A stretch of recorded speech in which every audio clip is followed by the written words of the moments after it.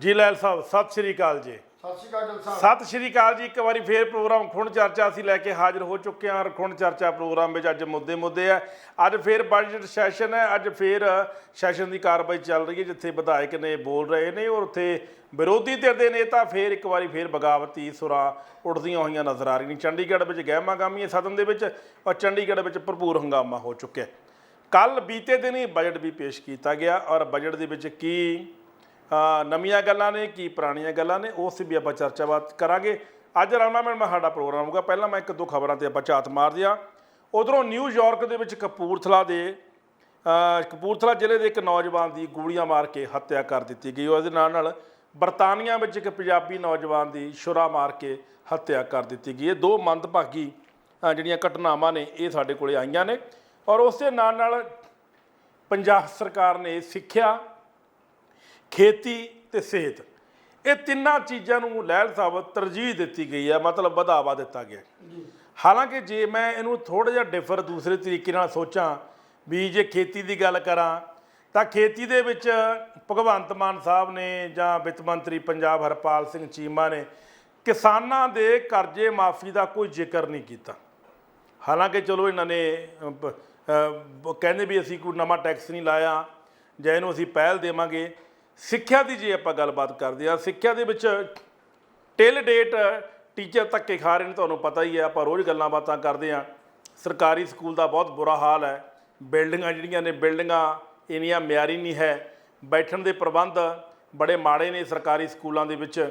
Mid day meal scheme ਦੇ ਤਹਿਤ ਜਿਹੜਾ ਭੋਜਨ ਮਿਲਦਾ ਹੈ ਉਹ ਵੀ ਬੜਾ ਅਜੀਬੋ ਗਰੀਬ ਭੋਜਨ ਹੈ, ਬੜਾ ਅੱਛਾ ਨਹੀਂ ਹੈ।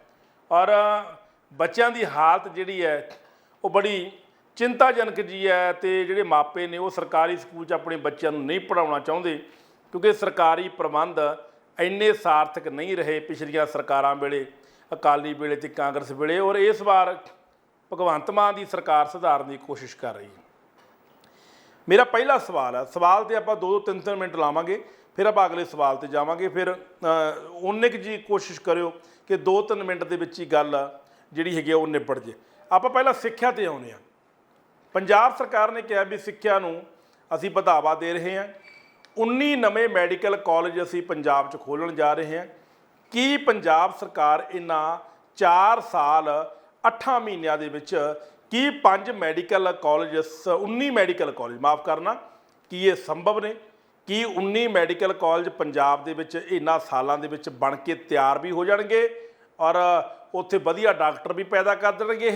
ਇਹੋ ਜਿਹੀ ਕਿਹੜੀ ਗਿੱਦੜ ਸਿੰਘੀ ਹੈ ਲਹਿਲ ਸਾਹਿਬ ਕਿ 19 ਮੈਡੀਕਲ ਕਾਲਜ ਪੰਜਾਬ ਦੇ ਵਿੱਚ ਖੋਲ੍ਹਣ ਦੀ ਪੰਜਾਬ ਸਰਕਾਰ ਨੇ ਕੱਲ੍ਹ ਤਜਵੀਜ਼ ਜਿਹੜੀ ਹੈ ਪ੍ਰਸਤਾਵ ਜਿਹੜਾ ਪਾਸ ਕੀਤਾ। ਪਹਿਲਾਂ ਆਪਾਂ ਇਸ 'ਤੇ ਗੱਲ ਕਰਦੇ ਹਾਂ 2-3 ਮਿੰਟ ਲਈ। ਗਿੱਲ ਸਾਹਿਬ ਗੱਲ ਇਹ ਆ ਵੀ ਜਿਹੜਾ ਬਜਟ ਆ ਨਾ ਜੀ, ਜਿਹੜੀ ਵੀ ਕੋਈ ਮੌਜੂਦਾ ਸਰਕਾਰ ਆਉਂਦੀ ਹੈ ਤੇ ਹਰ ਸਾਲ ਆਪਣੀ ਸਰਕਾਰ ਵੱਲੋਂ ਜਿਹੜਾ ਉਹ ਲੇਖਾ ਜੋਖਾ ਜ਼ਰੂਰ ਕੀਤਾ ਜਾਂਦਾ ਤੇ ਲੇਖਾ ਜੋਖਾ ਦੇ ਵਿੱਚ ਜਿਹੜੀ ਸਰਕਾਰ ਆਪਣਾ ਲੇਖਾ ਜੋਖਾ ਪ੍ਰਗਟ ਕਰਦੀ ਹੈ ਨਾ ਉਹ ਤਾਂ ਸੰਤੁਸ਼ਟ ਹੁੰਦੀ ਹੈ। ਉਹ ਤੇ ਲੋਕਾਂ ਨੂੰ ਇਹ ਵੀ ਕਹਿੰਦੀ ਫਿਰਦੀ ਹੈ ਵੀ ਸਾਡੇ ਵਰਗਾ ਬਜਟ ਹੀ ਕਿਸੇ ਨੇ ਦਿੱਤਾ ਨਹੀਂ। ਪਰ ਦੂਸਰੇ ਪਾਸੇ ਜਿਹੜੇ ਵਿਰੋਧੀ ਧਿਰਾਂ ਹੁੰਦੀਆਂ ਨੇ, ਕੱਲ ਤੱਕ ਇਹ ਵੀ ਵਿਰੋਧੀ ਧਿਰ ਕੀ ਬਹਿੰਦੇ ਰਹੇ ਨੇ ਤੇ ਜਿੰਨੇ ਵੀ ਪਿਛਲੇ ਸਮੇਂ 'ਚ ਬਜਟ ਆਉਂਦੇ ਰਹੇ ਨੇ ਉਹਨਾਂ ਬਜਟਾਂ ਦੇ ਉੱਤੇ ਹਮੇਸ਼ਾ ਹੀ ਜਿਹੜੀ ਆਮ ਆਦਮੀ ਪਾਰਟੀ ਉਹ ਟਿੱਪਣੀ ਕਰਦੀ ਰਹੀ ਹੈ ਤੇ ਅੱਜ ਵਿਰੋਧੀ ਧਿਰ ਵੀ ਉਹਨਾਂ ਦੇ ਬਜਟ ਦੇ ਉੱਤੇ ਟਿੱਪਣੀ ਕਰ ਰਹੇ ਨੇ। ਹੁਣ ਜਦੋਂ ਤੱਕ ਵੇਖਣਾ ਇਹ ਹੁੰਦਾ ਵੀ ਜਿਹੜਾ ਸਾਡਾ ਸਾਲਾਨਾ ਬਜਟ ਹੈ, ਕਿਉਂਕਿ ਪਿਛਲੀਆਂ ਸਰਕਾਰਾਂ ਵੀ ਬਜਟ ਪੇਸ਼ ਕਰਦੀਆਂ ਰਹੀਆਂ ਨੇ, ਹਾਲਾਤ ਇਹ ਹੁੰਦੇ ਨੇ ਵੀ ਆਪਾਂ ਵੇਖਣਾ ਹੁੰਦਾ ਵੀ ਸਾਡੇ ਕੋਲ ਪੈਸੇ ਕਿੱਥੋਂ ਆਉਂਦੇ ਨੇ ਤੇ ਕਿੱਥੇ ਖਰਚਣੇ ਨੇ, ਕਿਹੜਾ ਘਾਟਾ ਪੈਣਾ ਤੇ ਉਸ ਘਾਟੇ ਨੂੰ ਪੂਰਤੀ ਕਿੱਦਾਂ ਕਰਨੀ ਆ, ਜਾਂ ਕਿਹੜੇ ਮਹਿਕਮੇ ਜਿਹੜੇ ਨੇ ਜਿਨ੍ਹਾਂ ਦੇ ਉੱਤੇ ਪਿਛਲੇ ਸਾਲ 'ਚ ਖਰਚੇ ਹੋਏ ਨੇ ਤੇ ਅਧੂਰੇ ਰਹਿ ਗਏ ਨੇ ਕੰਮ, ਉਹਨਾਂ ਅਧੂਰਿਆਂ ਕੰਮਾਂ ਨੂੰ ਅੱਗੇ ਨੇਪਰੇ ਚਾੜਨ ਵਾਸਤੇ ਕਿੰਨੇ ਫੰਡਾਂ ਦੀ ਹੋਰ ਜ਼ਰੂਰਤ ਆ, ਇਹ ਸਾਡਾ ਲੇਖਾ ਜੋਖਾ ਹੁੰਦਾ। ਪਰ ਇਸ ਲੇਖੇ ਜੋਖੇ ਦੇ ਵਿੱਚ ਜੋ ਆਮ ਆਦਮੀ ਪਾਰਟੀ ਨੇ ਆਪਣੀਆਂ ਚੋਣਾਂ ਦੇ ਦੌਰਾਨ ਲੋਕਾਂ ਨੇ ਜਿਹੜੇ ਫਤਵੇ ਕੀਤੇ ਸੀ, ਵਾਅਦੇ ਕੀਤੇ ਸੀ, ਉਹਦੇ 'ਚੋਂ ਕੋਈ ਵਾਅਦਾ ਨਜ਼ਰ ਤੇ ਆਇਆ ਨਹੀਂ। ਲਿਪਾ ਚੁੱਪੀ ਜ਼ਰੂਰ ਕੀਤੀ ਗਈ ਹੈ ਕਿਉਂਕਿ ਇਹਦੇ ਵਿੱਚ ਜਿੱਥੋਂ ਤੱਕ ਮੈਨੂੰ ਲੱਗਦਾ ਵੀ ਮਾਹਰਾਂ ਦੀ ਜਿਹੜੀ ਹੈ ਨਾ, ਆਰਥਿਕ ਮਾਹਰਾਂ ਦੀ ਜਿਹੜੀ ਆ ਉਹ ਜਿਹੜੀ ਆ ਰਹਿ ਨਹੀਂ ਲਈ ਗਈ। ਔਰ ਨਾ ਹੀ ਕਿਉਂਕਿ ਹਮੇਸ਼ਾ ਹੀ ਜਦੋਂ ਵੀ ਕੋਈ ਆਪਾਂ ਲੇਖਾ ਜੋਖਾ ਕਰਦੇ ਹਾਂ ਤੇ ਸਾਡੇ ਆਰਥਿਕ ਵਿਗਿਆਨੀ, ਮਾਹਰ, ਬੁੱਧੀਜੀਵੀ ਜਾਂ ਸਾਰੇ ਜਿਹੜੇ ਵਰਗ ਨੇ ਨਾ ਉਹਨਾਂ ਦੀ ਸਲਾਹ ਮਸ਼ਵਰੇ ਨਾ ਹੁੰਦਾ। ਪਰ ਇੱਥੇ ਦੇ ਆਮ ਲੋਕਾਂ ਦੀ ਗੱਲ ਕਹੀ ਗਈ ਆ ਵੀ ਭਗਵੰਤ ਮਾਨ ਨੇ ਆਪਣੇ ਉਸ ਮੋਬਾਈਲ ਐਪ ਦੇ ਉੱਤੇ ਲੋਕਾਂ ਦੇ ਵਿਚਾਰ ਲੈ ਲਏ। ਵਿਚਾਰ ਸਿਰਫ ਲਏ ਨੇ ਦਿੱਲੀ ਦੇ ਕੇਜਰੀਵਾਲ ਤੋਂ। ਔਰ ਦਿੱਲੀ ਨੂੰ ਮੱਦੇਨਜ਼ਰ ਰੱਖਦਿਆਂ ਹੋਇਆਂ ਜਿਹੜਾ ਇਹ ਬਜਟ ਆ ਉਹ ਤਿਆਰ ਕੀਤਾ ਗਿਆ। ਸੋ ਇਸ ਬਜਟ ਦੇ ਵਿੱਚ ਜਿਵੇਂ ਤੁਸੀਂ ਕਿਹਾ ਵੀ ਕਿਸਾਨਾਂ ਦੇ ਕਰਜ਼ਿਆਂ ਦੀ ਕੋਈ ਗੱਲ ਨਹੀਂ ਕੀਤੀ ਗਈ, ਐਵੇਂ ਹੀ ਮੁਲਾਜ਼ਮਾਂ ਦੇ ਜਿਹੜੇ ਮੁਲਾਜ਼ਮਾਂ ਦੇ 6ਵੇਂ ਤਨਖਾਹ ਕਮਿਸ਼ਨ ਦੀ ਹੈ ਅਜੇ ਤੱਕ ਏਰੀਅਰ ਪਿਆ ਹੋਇਆ ਉਹਨੂੰ ਲਾਗੂ ਨਹੀਂ ਕੀਤਾ ਗਿਆ। ਲੈਲ ਸਾਹਿਬ ਸਵਾਲ ਤੋਂ ਮਾਰਕ ਤੋਂ ਭੜ ਗਏ।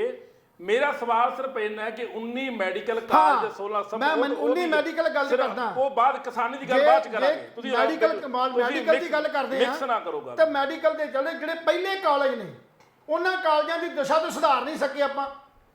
19 ਕਾਲਜ ਚਲਾਉਣੇ, 19 ਕਾਲਜਾਂ ਦਾ ਪ੍ਰਬੰਧ ਲੈਣਾ, ਇਹ ਮੇਰਾ ਖਿਆਲ ਉਵੇਂ ਹੀ ਆ ਜਿਵੇਂ ਪਹਿਲਾਂ 1000 ਬੀਬੀਆਂ ਨੂੰ ਪੈਸੇ ਦੇਣ ਦੀ ਗੱਲ ਜਿਹੜੀ ਕੀਤੀ ਸੀ ਉਵੇਂ ਕਿ ਲਭਾਉਣਾ ਹੈ। ਕਿਉਂਕਿ 19 ਕਾਲਜਾਂ ਦਾ ਖਰਚਾ 19 ਕਾਲਜਾਂ ਨੂੰ ਚਲਾ ਕੇ ਦਿਖਾਉਣਾ, ਜੇ 1 ਸਾਲ 'ਚ ਉਹਦੀ ਪੂਰਤੀ ਕਰ ਲਈ, ਮੇਰਾ ਖਿਆਲ ਇਹ ਕਿ ਸਿਰਫ ਲਭਾਉਣੇ ਵਾਲਾ ਨਾਰਾ ਹੀ ਆ, ਇਦਾਂ ਹੋ ਨਹੀਂ ਸਕਦਾ। ਕਿਉਂਕਿ ਜੇ ਕੋਈ ਸਹੀ ਗੱਲ ਕੀਤੀ ਜਾਂਦੀ ਵੀ ਜਿਹੜੇ ਸਾਡੇ ਪਹਿਲੇ 4 ਕਾਲਜ ਨੇ, ਫਰੀਦਕੋਟ ਕਾਲਜ ਹੈ, ਅੰਮ੍ਰਿਤਸਰ ਕਾਲਜ ਹੈ, ਪਟਿਆਲਾ ਕਾਲਜ ਹੈ, ਇਹ ਜਿਹੜੇ ਕਾਲਜਾਂ ਦੀ ਦਸ਼ਾ ਤੇ ਅੱਜ ਮਾੜੀ ਹੋਈ ਪਈ ਹੈ, ਉੱਥੇ ਸੀਟਾਂ ਵਧਾਈਆਂ ਨਹੀਂ ਗਈਆਂ, ਉੱਥੋਂ ਦੀ ਹਾਲਤ ਇੰਨੀ ਮਤਲਬ ਜਿਹੜੀ ਨਿੱਘਰਦੀ ਜਾ ਰਹੀ ਹੈ ਕਿ ਉੱਥੋਂ ਜਿਹੜਾ ਡਾਕਟਰ ਆ ਬਣ ਕੇ ਜਿਹੜਾ ਆਉਂਦਾ ਹੈ ਉਹਦੀ ਹਾਲਤ ਜਿਹੜੀ ਵੇਖੀ ਜਾਂਦੀ ਵੇਖ ਹੀ ਰਹੇ ਆ। ਔਰ ਡਾਕਟਰਾਂ ਦੀ ਪਹਿਲਾਂ ਹੀ ਇੱਥੇ ਜਿਹੜੀ ਪੂਰਤੀ ਉਹ ਨਹੀਂ ਪੂਰੀ ਹੋ ਪਾਈ।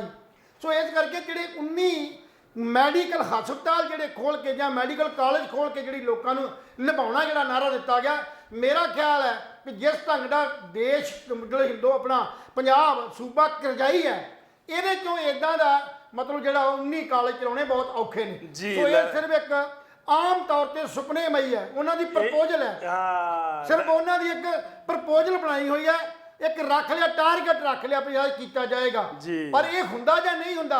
ਔਰ ਬਾਅਦ ਚ ਇੱਕ ਗੱਲ, ਇੱਕ ਸਿਆਣੇ ਬੰਦੇ ਨੇ ਗੱਲ ਕਹੀ ਸੀ ਵੀ ਆਪਾਂ ਕਿਸੇ ਵੀ ਮਹਿਕਮੇ ਲਈ ਕੋਈ ਫੰਡ ਰੱਖ ਲਿਆ, ਮੰਨ ਲਓ 19 ਕਾਲਜਾਂ ਦੇ ਮੈਡੀਕਲ ਕਾਲਜ ਬਣਾਉਣ ਵਾਸਤੇ ਆਪਾਂ ਗੱਲ ਕਰਤੀ, ਜਦੋਂ ਇਹ ਕੰਪਲੀਟ ਨਹੀਂ ਹੋਣਗੇ, ਅਧੂਰੇ ਰਹਿ ਜਾਣਗੇ ਜਾਂ ਨਹੀਂ ਬਣਨਗੇ, ਤਾਂ ਇਹ ਗੱਲ ਕਹਿਤੀ ਜਾਊਗੀ ਸਾਡੇ ਕੋਲੇ ਪ੍ਰਬੰਧ ਦੀ ਖਰਚਿਆਂ ਦਾ ਪ੍ਰਬੰਧ ਨਹੀਂ ਹੋ ਸਕਿਆ, ਫੰਡਾਂ ਦੀ ਘਾਟ ਕਰਕੇ ਇਹ ਕੰਪਲੀਟ ਨਹੀਂ ਹੋ ਸਕੇ, ਫਿਰ ਇਸ ਗੱਲ ਲਈ ਆਪਣੇ ਆਪ ਨੂੰ ਜਾਨ ਛਡਾਉਣ ਦੀ ਕੋਸ਼ਿਸ਼ ਕਰਨਗੇ। ਪਰ ਅਸੀਂ ਪਹਿਲਾਂ ਵੀ ਗੱਲ ਕਹੀ ਸੀ ਵੀ ਜੋ ਤੁਸੀਂ ਬਜਟ ਦੇ ਵਿੱਚ ਜਾਂ ਜਿਸ ਕਾਰਜ ਲਈ ਤੁਸੀਂ ਕਰਦੇ ਹੋ ਉਹ ਉਹਨਾਂ ਸੀਮਤ ਦਾਇਰੇ 'ਚ ਰਹਿ ਕੇ ਇਹ ਜਿਹੜੀ ਹੈ ਪੰਜਾਬ ਦੇ ਅੰਦਰ ਕੋਈ ਬਜਟ ਜਿਹੜਾ ਪੇਸ਼ ਕੀਤਾ ਜਾਵੇ, ਤਾਂ ਹੀ ਲੋਕਾਂ ਨੂੰ ਇਹ ਬਜਟ ਦੀ ਆਸ ਤੇ ਉਮੀਦ ਕੀਤੀ ਜਾ ਸਕਦੀ ਹੈ। ਨਹੀਂ ਤੇ ਵਿਰੋਧੀ ਧਿਰਾਂ ਦੇ ਵੱਖ-ਵੱਖ ਜਿਹੜੇ ਮਾਹਰ ਨੇ ਉਹ ਇਸ ਬਜਟ ਦੇ ਉੱਤੇ ਕਿੰਤੂ ਪਰੰਤੂ ਗੱਲ ਕਰਦੇ ਨਜ਼ਰ ਆ ਰਹੇ ਨੇ। ਜੀ ਬਿਲਕੁਲ ਜੀ, ਪਿਛਲੇ ਸਰਕਾਰਾਂ ਦੇ ਨਾਲੋਂ 14.2 ਵਾਧੂ ਬਜਟ ਪੇਸ਼ ਕੀਤਾ ਗਿਆ, ਯਾਨੀ ਕਿ 1,55,860 ਕਰੋੜ ਦਾ ਬਜਟ ਜਿਹੜਾ ਹੈਗਾ ਉਹ ਟੋਟਲ ਪੇਸ਼ ਕੀਤਾ ਗਿਆ। ਕੱਲ ਮੈਂ ਬਜਟ ਤੇ ਚਰਚਾ ਕੀਤੀ ਸੀ, ਮੈਂ ਕੱਲ ਚਰਚਾ ਨਹੀਂ ਸੀ ਕੀਤੀ, ਮੈਂ ਦੱਸਿਆ ਸੀ ਕਿ ਬਜਟ ਦੇ ਵਿੱਚ ਭਗਵੰਤ ਮਾਨ ਸਾਹਿਬ ਨੇ ਕੀ ਐਲਾਨ ਕੀਤੇ ਨੇ, ਚੀਮਾ ਸਾਹਿਬ ਨੇ ਖਜ਼ਾਨਾ ਮੰਤਰੀ ਨੇ ਕੀ ਐਲਾਨ ਕੀਤੇ ਨੇ। ਲੈ ਇਹ ਤਾਂ ਸੀ 19 ਮੈਡੀਕਲ ਕਾਲਜ। 19 ਮੈਡੀਕਲ ਕਾਲਜ ਲੈਲ ਸਾਹਿਬ ਤਾਂ ਬਣ ਸਕਦੇ ਨੇ ਜੇ ਮਤਲਬ ਅੱਜ ਗੱਲ ਕਰੀਏ ਨਾ ਇਹ ਵੀ 19 ਮੈਡੀਕਲ ਕਾਲਜ ਬਣਾਏ ਜਾਣਗੇ, ਅੱਜ ਹੀ ਜ਼ਮੀਨ ਅਲਾਟ ਹੋਵੇ, ਅੱਜ ਹੀ ਸਮਾਨ ਮਟੀਰੀਅਲ ਸਿੱਟੇ, ਅੱਜ ਹੀ ਮਿਸਤਰੀ ਲੱਗਣ ਤੇ ਅੱਜ ਹੀ ਬਿਲਡਿੰਗ ਦੀ ਉਸਾਰੀ ਸ਼ੁਰੂ ਹੋ ਜਾਏ, ਤਾਂ ਮੈਡੀਕਲ ਕਾਲਜ 19 ਪੂਰੇ ਹੋਣਗੇ।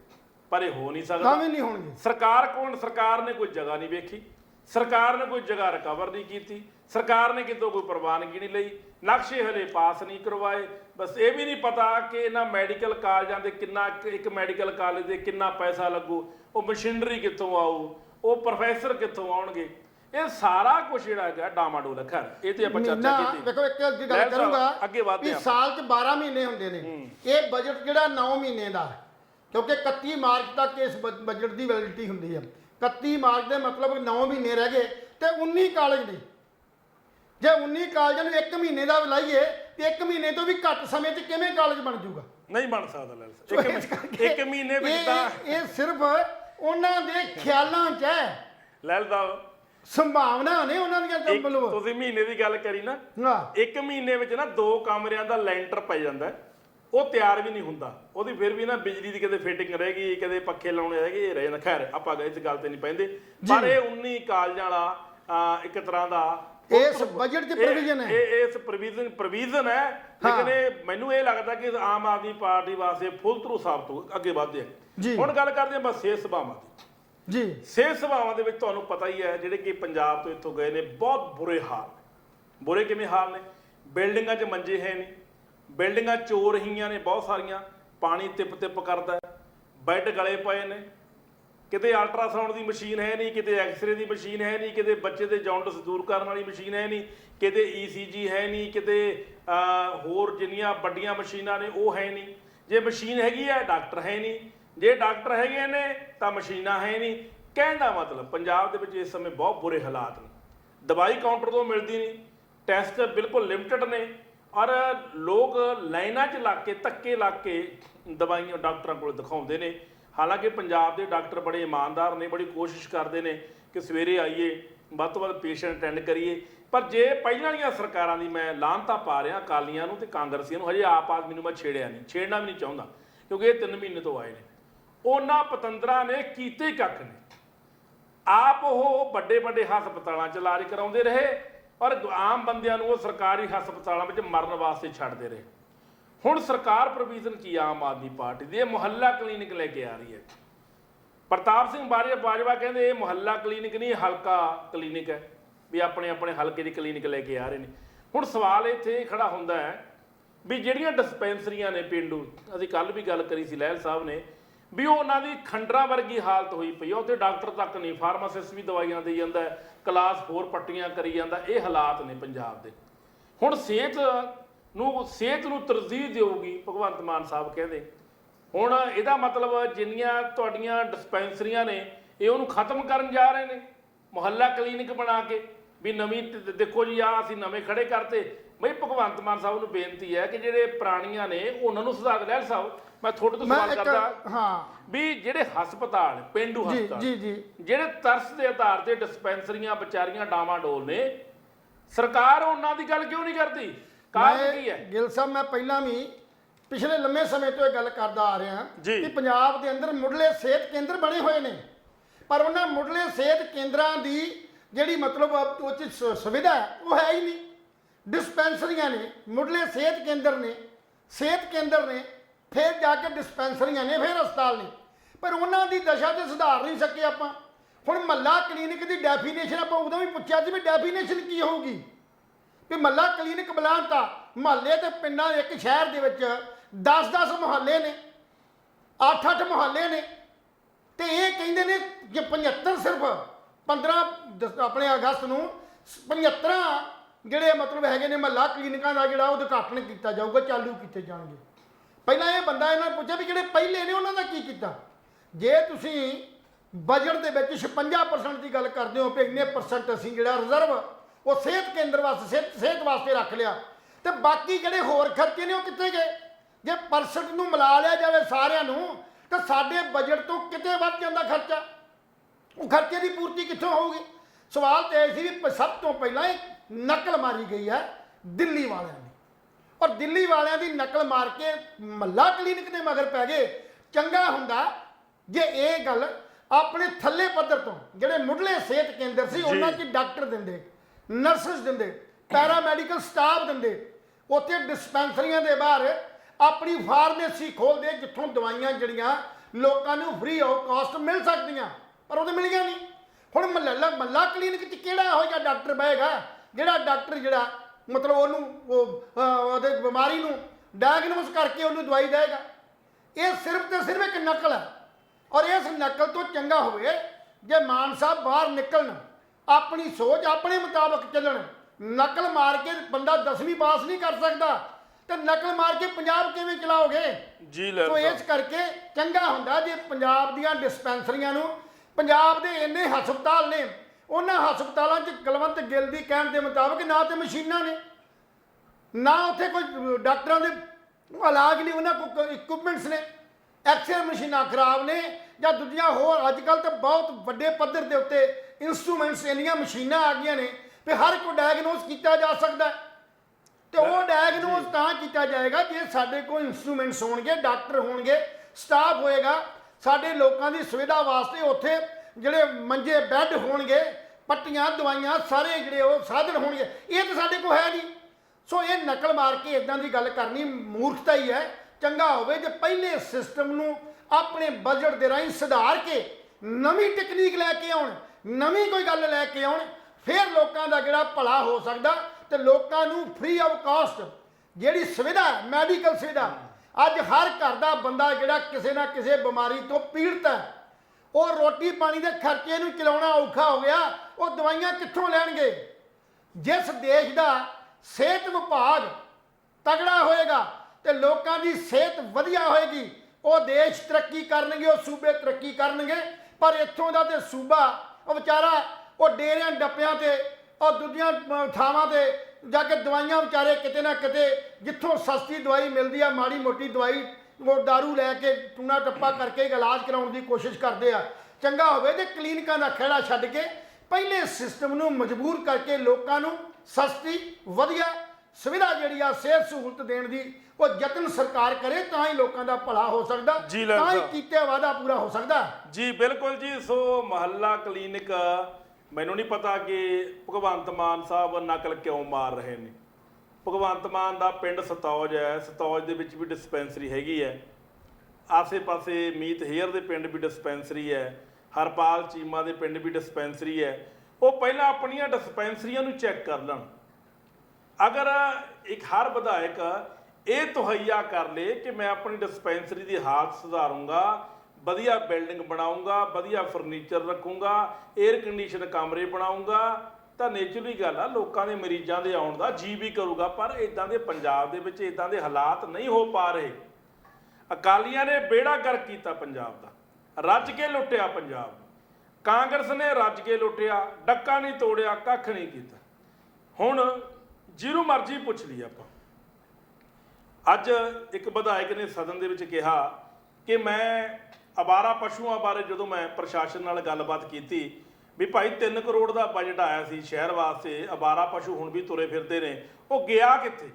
ਉਹ ਕਹਿੰਦੇ ਵੀ ਪਿਛਲੀਆਂ ਸਰਕਾਰਾਂ ਦਾ ਇੱਕ ਨਾਰਾ ਸੀ ਰਾਜ ਨਹੀਂ ਸੇਵਾ, ਉਹ ਸੇਵਾ 'ਚ ਚਲੇ ਗਏ। ਮਤਲਬ ਤੁਸੀਂ ਇਹ ਹਾਲਾਤ ਦੇਖ ਲਓ ਵੀ ਇੰਨੀ ਕਰਪਸ਼ਨ ਪਹਿਲੀਆਂ ਵਾਲੀਆਂ ਸਰਕਾਰਾਂ ਨੇ ਕੀਤੀ, ਰੱਜ ਕੇ ਲੁੱਟਿਆ। ਇੱਕ ਮਾਮੂਲੀ ਜਿਹਾ ਕਿਸਾਨ ਪ੍ਰਕਾਰ ਸਿੰਘ ਬਾਦਲ, ਸੁਖਬੀਰ ਸਿੰਘ ਬਾਦਲ ਵੀ ਕਹਿੰਦੇ ਜੀ ਮੇਰੇ ਕੋਲੇ ਜੱਦੀ ਪੁਸ਼ਤੀ ਜ਼ਮੀਨ ਸੀ, ਵੀ ਜੱਦੀ ਪੁਸ਼ਤੀ ਜ਼ਮੀਨ ਦਾ ਮਾਨਸਾ ਵਾਲੇ ਪਾਸੇ ਬਠਿੰਡੇ ਵਾਲੇ ਪਾਸੇ ਲੋਕਾਂ ਕੋਲੇ 500 ਕਿੱਲਾ ਜ਼ਮੀਨ ਦਾ, ਉਹਨਾਂ ਦੇ ਤਾਂ ਬਣਨੀ ਸੁਖ ਵਿਲਾਸ ਹੋਟਲ, ਉਹਨਾਂ ਦੇ ਤਾਂ 5 ਸਟਾਰ ਹੋਟਲ ਨਹੀਂ ਬਣੇ, ਉਹਨਾਂ ਕੋਲ ਤਾਂ ਹੈਲੀਕਾਪਟਰ ਹੈ ਨਹੀਂ, ਉਹ ਅੱਜ ਵੀ ਜ਼ਿਮੀਂਦਾਰਾ ਕਰਦੇ ਨੇ। ਵੀ ਤੁਹਾਡੇ ਕੋਲੇ ਇਹੋ ਜਿਹੀ ਕਿਹੜੀ ਗਿੱਦੜ ਸਿੰਘੀ ਸੀ ਵੀ ਜਿਹਦੇ ਨਾਲ ਤੁਸੀਂ ਚੰਡੀਗੜ੍ਹ ਵਰਗੇ ਮੋਹਾਲੀ ਵਰਗੇ ਏਰੀਏ ਦੇ ਵਿੱਚ ਐਡੇ ਐਡੇ ਬੜੇ ਬੜੇ ਮਹਿਲ ਬੜੇ ਬੜੇ ਹੋਟਲ ਪਾ ਲਏ।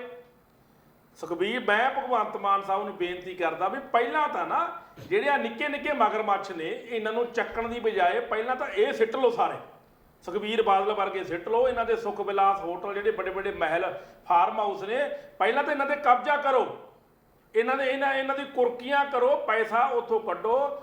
ਮੇਰੇ ਹਿਸਾਬ ਨਾਲ ਜਿੰਨੇ ਲਹਿਲ ਸਾਹਿਬ ਪੰਜਾਬ ਦੇ ਬਾਗੜ ਬਿੱਲੇ ਆ ਨਾ, ਜੇ ਸਾਰਿਆਂ ਦੀਆਂ ਜ਼ਮੀਨਾਂ ਪ੍ਰਾਪਰਟੀਆਂ 2 ਨੰਬਰ ਦੀਆਂ ਜ਼ਬਤ ਕਰ ਲਈਏ ਇਹਨਾਂ ਦਾ 20,000 25,000 ਕਰੋੜ ਤਾਂ ਉਥੋਂ ਰਿਕਵਰੀ ਹੋ ਜੂਗੀ। ਗਿੱਲ ਸਾਹਿਬ ਕੱਲ ਇਸੇ ਤੇ ਗੱਲ ਆਪਾਂ ਕੀਤੀ ਸੀ ਕਿ ਜਿਹੜੀਆਂ ਰਿਕਵਰੀਆਂ ਕੀਤੀਆਂ ਜਾਂਦੀਆਂ ਨਾ ਉਹ ਰਿਕਵਰੀਆਂ ਦਾ ਹਿਸਾਬ ਕਿਤਾਬ ਨਹੀਂ ਰੱਖਦੇ। ਬੰਦੇ ਤਾਂ ਸਾਨੂੰ ਦੱਸਦੇ ਨੇ ਵੀ ਫੜ ਲਏ, ਜੇਲ੍ਹ ਵੀ ਚਲ ਗਏ, ਰਿਮਾਂਡ ਵੀ ਲੈ ਲਿਆ, ਜ਼ਮਾਨਤਾਂ ਵੀ ਹੋ ਜਾਣਗੀਆਂ, ਪਰ ਉਹਨਾਂ ਦੇ ਕੀਤੇ ਜ਼ਬਤ ਜਿਹੜੇ ਪੈਸੇ ਨੇ, ਜ਼ਬਤ ਕੀਤੀਆਂ ਜ਼ਮੀਨਾਂ, ਜ਼ਬਤ ਕੀਤੇ ਉਹਨਾਂ ਦੇ ਹੋਰ ਅਸੈਟਸ ਜਿਹੜੇ ਨੇ, ਉਹਨਾਂ ਦਾ ਸਰਕਾਰ ਨੇ ਕੀਤਾ ਕੀ ਹੈ? ਰੌਲਾ ਇਸ ਗੱਲ ਦਾ ਮੈਂ ਕੱਲ ਵੀ ਬਹਿਸ ਇੱਥੇ ਕੀਤੀ ਸੀ ਵੀ ਸਰਕਾਰਾਂ ਦੇ ਦੋਨਾਂ ਦੇ ਰੋਲ ਨੂੰ ਆਪਾਂ ਕਹਿੰਦੇ ਹਾਂ ਵੀ ਦੋਨਾਂ ਸਰਕਾਰਾਂ ਨੇ ਵੱਖ-ਵੱਖ ਸਮੇਂ ਤੇ ਲੋਕਾਂ ਨੂੰ ਲੁੱਟਿਆ ਕੁੱਟਿਆ ਤੇ ਪੰਜਾਬ ਬਰਬਾਦ ਕੀਤਾ। ਪਰ ਜਿਹੜੇ ਹਾਲਾਤ ਹੁਣ ਆਮ ਆਦਮੀ ਪਾਰਟੀ ਦੇ ਨਾ ਉਹ ਵੀ ਉਸੇ ਪਾਸੇ ਨੂੰ ਜਾ ਰਹੇ ਨੇ, ਉਸੇ ਤਰ੍ਹਾਂ ਦਾ ਰੋਲ ਅਦਾ ਕਰਨਾ ਸ਼ੁਰੂ ਕਰ ਦਿੱਤਾ, ਉਸੇ ਤਰ੍ਹਾਂ ਦਾ ਪ੍ਰਭਾਵ ਦੇਣਾ ਸ਼ੁਰੂ ਕਰਤਾ। ਬਜਟ ਤਾਂ ਮੈਂ ਪਹਿਲੀ ਵੀ ਗੱਲ ਕਹੀ ਵੀ ਬਜਟ ਤਾਂ ਉਹ ਸਰਕਾਰਾਂ ਵੀ ਪੇਸ਼ ਕਰਦੀਆਂ ਰਹੀਆਂ ਨੇ, ਉਹ ਵੀ ਹਰ ਸਾਲ ਆਪਣੇ ਬਜਟ 'ਚ ਕੁਝ ਨਾ ਕੁਝ % ਦਾ ਵਾਧਾ ਕਰਦੀਆਂ ਰਹੀਆਂ ਨੇ। ਉਹ ਵੀ ਹਰ ਮਹਿਕਮੇ ਦੇ ਵਿੱਚ ਜੇ ਕਿਸੇ ਨੂੰ 100 ਕਰੋੜ ਦਾ ਪਹਿਲਾਂ ਸੀ ਖਰਚਾ ਤੇ ਉਹਨਾਂ ਨੇ 1.25 ਕਰੋੜ ਰੁਪਇਆ ਦਿੱਤਾ। ਪਰ ਸਵਾਲ ਤੇ ਇਸ ਗੱਲ ਦਾ ਵੀ ਕੀ ਉਹ 1.25 ਕਰੋੜ ਰੁਪਇਆ ਉਹਨਾਂ ਕਾਰਜਾਂ ਤੇ ਲੱਗਾ ਕਿ ਨਹੀਂ ਲੱਗਾ? ਸੋ ਅੱਜ ਜਿਹੜੀਆਂ ਅਲੱਗ-ਅਲੱਗ ਡਿਪਾਰਟਮੈਂਟਾਂ ਦੇ ਵਿੱਚੋਂ ਇਨਕੁਆਇਰੀਆਂ ਹੋਣ ਤੋਂ ਬਾਅਦ ਪਤਾ ਲੱਗਦਾ ਵੀ ਸਰਕਾਰੀ ਜਿਹੜੇ ਫੰਡ ਨੇ ਜਾਂ ਜਿਹੜੇ ਸਾਨੂੰ ਬਾਹਰਲੇ ਪਾਸਿਓਂ ਗ੍ਰਾਂਟਾਂ ਆਉਂਦੀਆਂ ਰਹੀਆਂ ਉਹ ਸਹੀ ਢੰਗ ਦੇ ਨਾਲ ਲੋਕਾਂ ਦੇ ਹੱਥਾਂ 'ਚ ਨਹੀਂ ਪਹੁੰਚਦੀਆਂ ਰਹੀਆਂ, ਉਸ ਮਹਿਕਮਿਆਂ ਡਿਪਾਰਟਮੈਂਟਾਂ 'ਚ ਨਹੀਂ ਲੱਗਦੀਆਂ ਰਹੀਆਂ। ਇਸ ਕਰਕੇ ਹੀ ਅਸੀਂ ਇਹ ਕਹਿੰਦੇ ਵੀ ਜੇ ਦੋ ਸਰਕਾਰਾਂ ਦਾ ਰੋਲ ਮਾੜਾ ਤੇ ਭੈੜਾ ਰਿਹਾ ਤੇ ਜੇ ਹੁਣ ਤੀਜੀ ਬਦਲ ਚੁਣਿਆ ਤੇ ਜੇ ਬਦਲ ਵੀ ਉਸੇ ਰਾਹ ਤੇ ਚੱਲ ਪਿਆ, ਉਸੇ ਤਰੀਕੇ ਨਾਲ ਸੋਚਣ ਲਈ ਚੱਲ ਪਿਆ ਤੇ ਫਿਰ ਫਰਕ ਕੀ ਹੋਇਆ?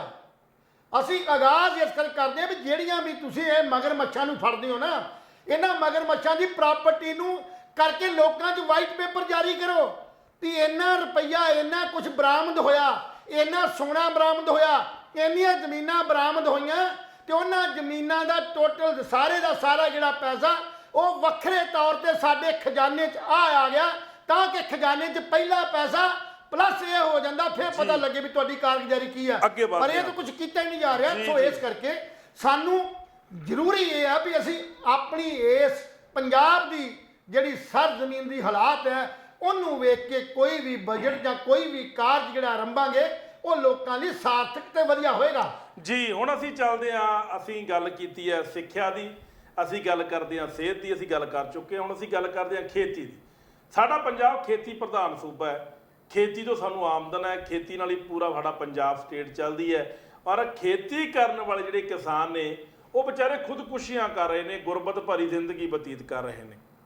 ਜਦੋਂ ਕਾਂਗਰਸੀ ਸਰਕਾਰ ਸੀ, ਅਕਾਲੀਆਂ ਦੀ ਸਰਕਾਰ ਸੀ, ਉਦੋਂ ਇਹੀ ਭਗਵੰਤ ਮਾਨ ਹੋਰੀ ਜਾਂ ਇਹੀ ਇਹਨਾਂ ਦੇ ਵਿਧਾਇਕ ਜਿਹੜੇ ਪਹਿਲਾਂ ਆਮ ਬੰਦੇ ਸੀਗੇ ਇਹ ਬਿਆਨ ਦਿੰਦੇ ਹੁੰਦੇ ਸੀ ਕਿ ਸਰਕਾਰ ਕਿਸਾਨਾਂ ਦਾ ਕਰਜ਼ਾ ਮਾਫ ਕਰੇ।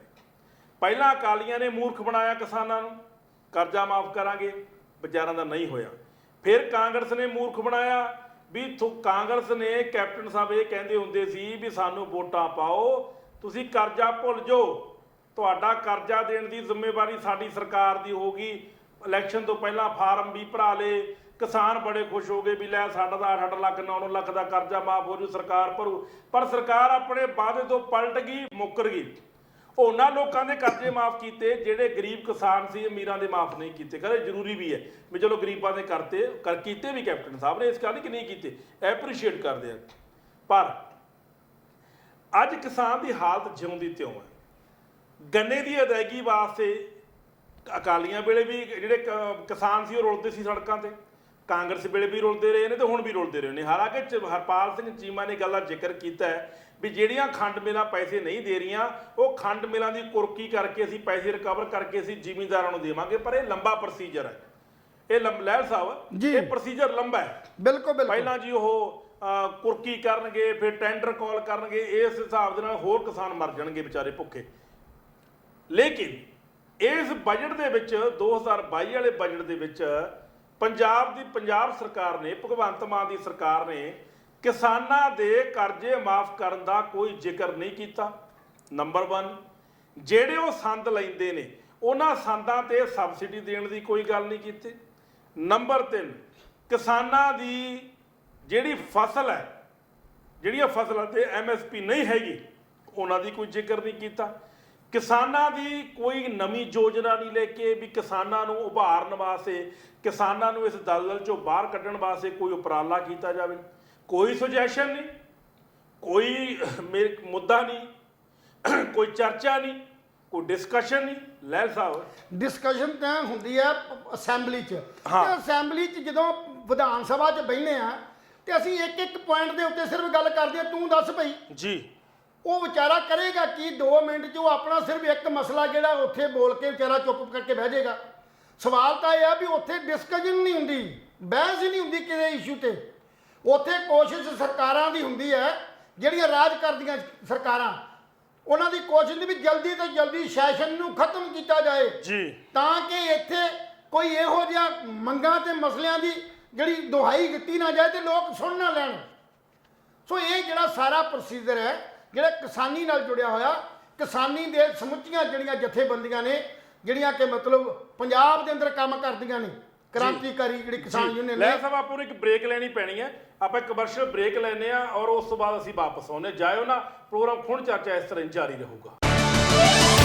ਰੀਅਲ ਏਸਟੇਟ ਦੇ ਖੇਤਰ ਵਿੱਚ ਇੱਕ ਫੁੱਲ ਟਾਈਮ ਕੁਲਦੀਪ ਵਾਸੀ ਦਾ ਹੈ ਜੋ ਕਮਰਸ਼ੀਅਲ, ਰੈਜ਼ੀਡੈਂਸ਼ੀਅਲ ਅਤੇ ਤੁਹਾਡੇ ਫਾਰਮ ਨੂੰ ਤੁਰੰਤ ਵੇਚ ਸਕਦੇ ਨੇ। ਜੇ ਤੁਸੀਂ ਕਿਸੇ ਵੀ ਇਲਾਕੇ ਵਿੱਚ ਆਪਣੀ ਪ੍ਰਾਪਰਟੀ ਵੇਚਣੀ ਚਾਹੁੰਦੇ ਹੋ ਜਾਂ ਖਰੀਦਣੀ ਚਾਹੁੰਦੇ ਹੋ ਤਾਂ ਇਹ ਮੈਕਸਿਮਮ ਐਕਸਪੋਜ਼ਰ ਦੇਣ ਲਈ ਤਿਆਰ ਨੇ, ਜਿਸ ਦੇ ਵਿੱਚ social media, print media, TV, radio ਅਤੇ ਵੱਖ-ਵੱਖ ਤਰ੍ਹਾਂ ਦੇ ਖੇਤਰ ਵਿੱਚ ਪ੍ਰਮੋਸ਼ਨ ਤੁਹਾਡੀ ਪ੍ਰਾਪਰਟੀ ਮਿਲਦੀ ਤੁਰੰਤ ਵੇਚੀ ਜਾਂਦੀ ਹੈ। ਮਾਰਗੇਜ, ਵਕੀਲ, ਹੋਮ ਇੰਸਪੈਕਟਰ ਅਤੇ ਗੱਲ ਕੀ ਤੁਹਾਡੀ ਪ੍ਰਾਪਰਟੀ ਦੀ ਹਰ ਨੀਡ ਨੂੰ ਜਿਹੇ ਵੇਚਣ ਅਤੇ ਖਰੀਦਣ ਵੇਲੇ ਪੂਰਾ ਕਰਦੇ ਨੇ। ਸੋ ਆਓ ਟਰਾਈ ਸਿਟੀ ਦੇ ਬ੍ਰੋਕਰ ਓਨਰ ਕੁਲਦੀਪ ਵਾਸੀ ਦਾ ਨੰਬਰ ਹੈ 4167748800 ਜਾਂ ਇਹਨਾਂ ਦੀ ਵੈਬਸਾਈਟ ਤੇ ਜਾ ਸਕਦੇ ਹੋ। ਜੀ ਹਾਂ, www.kuldeepwasi.com।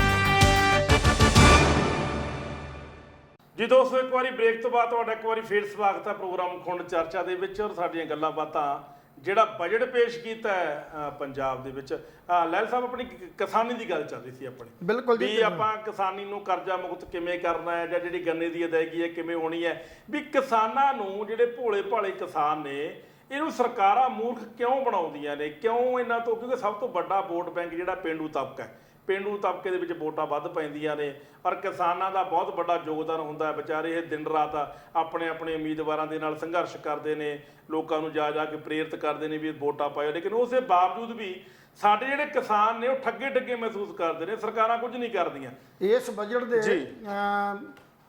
ਕੱਲ ਜਾਰੀ ਹੋਣ ਤੋਂ ਬਾਅਦ ਪੰਜਾਬ ਦੀਆਂ ਸਮੁੱਚੀਆਂ ਕਿਸਾਨ ਜਥੇਬੰਦੀਆਂ ਨੇ ਇਸ ਗੱਲ ਦਾ ਵਿਰੋਧ ਕੀਤਾ ਕਿ ਪੰਜਾਬ ਦੇ ਕਿਸਾਨਾਂ ਨੂੰ ਇਹਦੇ ਵਿੱਚ ਕੋਈ ਬਹੁਤੀ ਰਾਹਤ ਨਹੀਂ ਦਿੱਤੀ ਗਈ ਜੀ, ਕਿਉਂਕਿ ਜਿਵੇਂ ਤੁਸੀਂ ਗੱਲ ਕੀਤੀ ਹੈ ਕਰਜ਼ਿਆਂ ਦੀ, ਤੇ ਪਿਛਲੀਆਂ ਸਰਕਾਰਾਂ ਵੇਲੇ ਜਦੋਂ ਕਰਜ਼ੇ ਮਾਫ ਨਹੀਂ ਸੀ ਕੀਤੇ ਜਾਂਦੇ ਤੇ ਆਮ ਆਦਮੀ ਪਾਰਟੀ ਉੱਚੀ ਉੱਚੀ ਦਵਾਈਆਂ ਦਿੰਦੀ ਰਹੀ ਹੈ ਵੀ ਅਸੀਂ ਕਰਜ਼ੇ ਮਾਫ ਕਰਾਂਗੇ, ਤੇ ਹੁਣ ਉਹਨਾਂ ਦੀ ਗੱਲ ਨਾ ਕਰਨੀ ਇੱਕ ਬਹੁਤ ਵੱਡੀ ਜਿਹੜੀ ਮਾੜੀ ਗੱਲ ਹੈ। ਕਮ ਸੇ ਕਮ ਜ਼ਿਕਰ ਤਾਂ ਕਰਦੇ ਨਾ, ਕੋਈ ਅਸੀਂ ਆਉਣ ਵਾਲੇ ਸਮੇਂ 'ਚ ਕਰਾਂਗੇ, ਨਾ ਪ੍ਰਪੋਜ਼ਲ ਨਾ ਕੋਈ ਇਹਦੇ 'ਚ ਜਿਹੜੀ ਹੈਗੀ ਆ ਉਹ ਗਰੰਟੀ ਦਿੱਤੀ ਗਈ ਹੈ, ਔਰ ਨਾ ਹੀ ਕਿਸੇ ਕਿਸਮ ਦਾ ਉੱਚ ਰੱਖਿਆ ਗਿਆ। ਵੱਖਰੀ ਗੱਲ ਹੈ ਵੀ ਕਿਸਾਨੀ ਨੂੰ ਪ੍ਰਫੁੱਲਤ ਕਰਨ ਵਾਸਤੇ ਬਜਟ 'ਚ ਜਿਹੜਾ ਹੈਗਾ ਉਹ ਅਸੀਂ ਇੰਨੇ % ਜਿਹੜਾ ਵਾਧਾ ਕਰ ਦਿੱਤਾ ਗਿਆ। ਉਸ ਵਾਧੇ 'ਚ ਤਰਮੀਮ ਕੀ ਹੈ ਕਿ ਉਹਨਾਂ ਕਿਸਾਨਾਂ ਦੇ ਕਰਜ਼ੇ ਮਾਫ ਹੋਏ ਨੇ, ਬੀਜ ਜਾਂ ਜਿਹੜੀਆਂ ਹੋਰ ਸਾਡੇ ਜਿਹੜੇ ਮਸ਼ੀਨਰੀ ਹੈ ਖੇਤੀਬਾੜੀ ਲਈ ਉਹ 'ਚ ਕੋਈ ਰਿਆਇਤ ਦਿੱਤੀ, ਕੋਈ ਉਹਨਾਂ ਨੂੰ ਸਬਸਿਡੀ ਦਿੱਤੀ ਹੈ ਜਾਂ ਕੁਝ ਗੱਲ ਕੀਤੀ ਹੈ, ਇਹ ਨਹੀਂ ਕੀਤੀ ਗਈ। ਸੋ ਇਸ ਕਰਕੇ ਸਾਰੀਆਂ ਕਿਸਾਨ ਜਥੇਬੰਦੀਆਂ ਨੇ ਇਸ ਬਜਟ ਦਾ ਜਿਹੜਾ ਪ੍ਰਜੋਰ ਨਿੰਦਿਆ ਕੀਤੀ ਹੈ ਵੀ ਇਹ ਕੋਈ ਬਹੁਤ ਵਧੀਆ ਬਜਟ ਨਹੀਂ ਹੈ। ਜਿਵੇਂ ਜਿਵੇਂ ਪਿੱਛੇ ਆਪਾਂ ਇੱਕ ਗੱਲ ਭੁੱਲ ਗਏ ਸੀ, ਜਦੋਂ ਸਿੱਖਿਆ ਦੀ ਗੱਲ ਆਈ ਸੀ ਨਾ, ਤਾਂ ਮੈਂ ਇੱਕ ਸਿੱਖਿਆ 'ਚ ਗੱਲ ਕਹਿਣੀ ਚਾਹੁੰਦਾ ਸੀ ਵੀ ਸਿੱਖਿਆ ਦੇ ਖੇਤਰ 'ਚ ਸਕੂਲਾਂ ਦੀ ਗੱਲ ਕੀਤੀ ਗਈ ਆ।